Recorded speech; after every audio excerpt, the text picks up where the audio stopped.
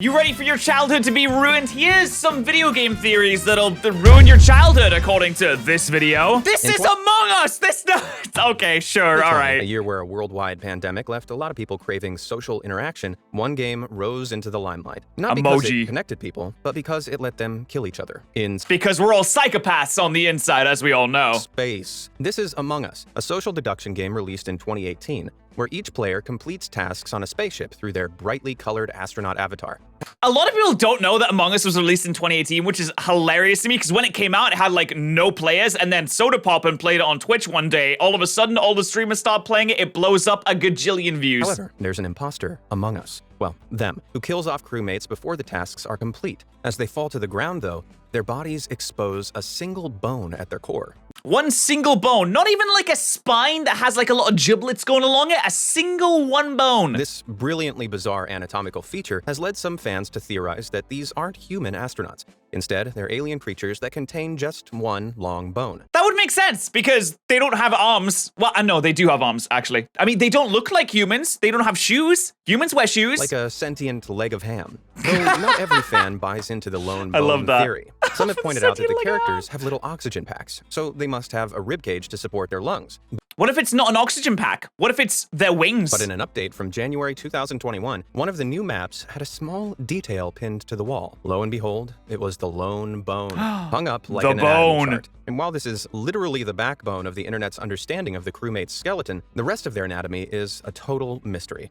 Considering what happened last time fans questioned a bean-shaped being's anatomy, Oh, Fall Guys gross. I mean, they must at least have eyes, because they have the little window to see through, right? This unanswered. Pokemon problems. Pokemon problems. Nintendo's popular Pokemon game series started off as an 8-bit adventure that, over the years, has exploded into a world of vibrant colors and warm characters. But several fans believe this might all be a smokescreen for a world that's actually much, much darker. For those who've never played, you collect these adorable little monsters and battle them out, ordering attacks that make the opposition Pokemon faint.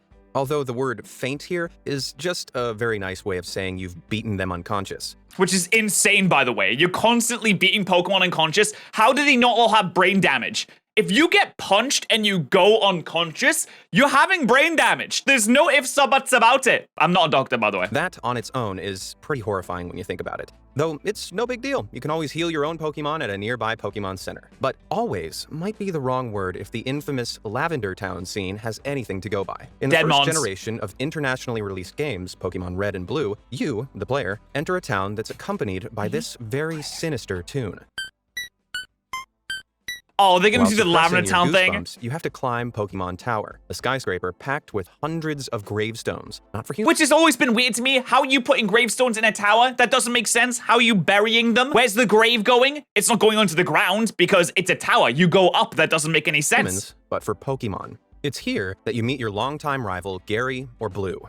He immediately asks you why you're there if none of your Pokemon are dead, which is strange because that would indicate he's there because one of his Pokemon has passed on. In every battle he's had before, he sends out a Rattata that's evolved into Eradicate. But this time, the Raticate in his party is missing. Now, the last battle you had was aboard the SS Anne, a ship without a Pokemon Center on board. In theory, this could mean that after losing the fight on the ship, your rival rushed to the nearest Pokemon Center but was too late to save his Raticate. Okay, that's a little sad. But to be fair, you do have a room on the SS Anne that you can just go and sleep in. So, obviously, if his Raticate was beaten unconscious, you just go and sleep in the bed and he'd be right as rain. Wait, does this make you a Pokemon killer? Yes. Ooh, a Portal theory, okay. The physics-defying video game Portal is a puzzle lover's dream, no matter their age. It starts off innocently enough where you play as a test Portal subject so much, in a it's such a good game. With access to a shiny new portal gun. After ripping holes in reality to solve a series of innocuous challenges, the story takes a turn for Never finished it though, I'm too dumb. The spotlight shifts onto the homicidal villain Gladys, a rogue AI who has a love of testing and a hatred of you. But before she goes completely haywire, she introduces you to companion cubes. These weighted boxes help you complete some of the more complex tasks that would otherwise require you to be in 2 places at once. What's inside them is never revealed, but when you're instructed to incinerate this cube, you unlock an achievement called fratricide. I have no idea what that word means. I can only imagine it means the death of a cube. You are a cube murderer. How dare you murder the cube? That's the act of slaying your brother or sister. Oh, well, I mean, because the cube is essentially your only family that you have inside the warehouse that you're stuck in. It's not your actual Brother, Almost like right? the cube was alive. And No. that's not all. During one test sequence, Gladys lets slip a vital hint. I think that one was about to say, I love you. They Oh, are no. sentient, of course. What? We just have a lot of them. You heard What? that right. The cubes are sentient and can talk. That means there might be actual humans trapped inside them. In-game, Gladys And that's why it's a companion? Because it's an actual person in the cube? Oh my god, that's an insane has theory. no regard for human life, so it's not too far-fetched to assume she'd force the player to unwittingly kill someone. And you only get 5 gamer points for it as well? That's at least worth 20. What's your gamer score? Just to antagonize them. A captivating design. To the unassuming More puzzle. eye, Portal's maniacal, mechanical villain hanging from the ceiling looks like the furthest thing from a human. However, a developer's commentary of the game revealed that Gladys's arm was actually inspired by human traits. She was originally going to have a it floating isn't brain arm. or resemble Botticelli's Rise of Venus, made out of What? mechanical parts. Eventually, Oh. they settled on this sleek, curved design to make her look fatally feminine.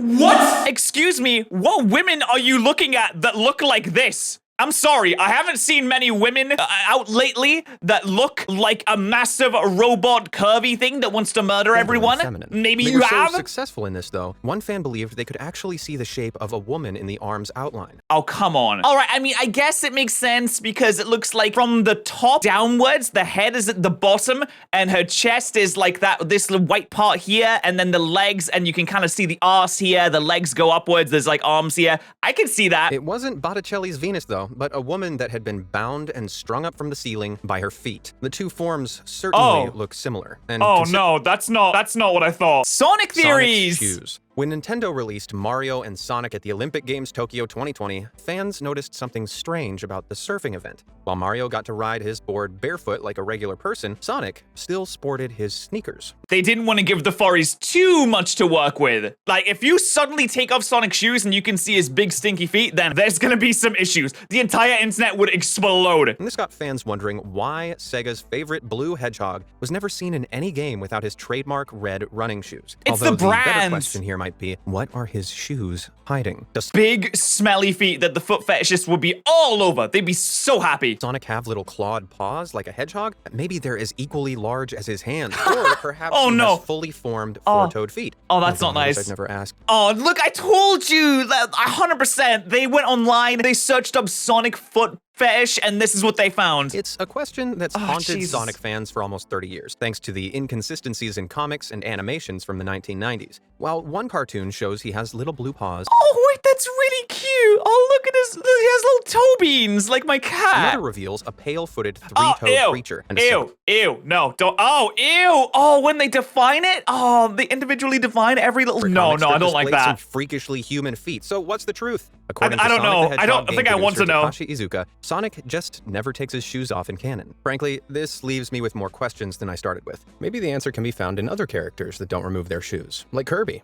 This cute little pink blob No, is I thought that was just his feet. I didn't think that they were shoes. Does that mean the rest of Kirby is naked? That means the rest of Sonic is a naked. Nintendo creation who sports similar red shoes to Sonic. But just like Sonic, Give Kirby's Sonic a creator cock. refuses No, wait, don't give Sonic a cock, to sorry. divulge what his feet look like beneath. Well, some believe they're smooth pink blobs like his arms. Others theorize that to be able to run and walk as he does, there are five-toed feet hidden beneath. Oh, no, that's nasty. No, we don't like that. If he doesn't have fingers, he doesn't have toes. That's canon. Does anyone have any bleach? I need it for my eyes. Kirby's secret. What's Kirby's secret? Is that, does he eat too much? Does he only Kirby suck up the is an innocent vegetables? series of action platform games that are as adorable as they are wholesome. That is, except for one. Kirby 64, The Crystal Shards. This The crystal actually is crystal meth. was the first Kirby game to boast 3D graphics, which gave fans a good look at the worlds Kirby could play on. And a good look at the meth that Kirby was injecting. Too good, it turned out. One of the available worlds, called Shiver Star, featured a geography similar to Earth's. All 7 continents were clearly visible, but obscured by a Oh, it's cold, like black foggy and white. haze. When Kirby visits the planet,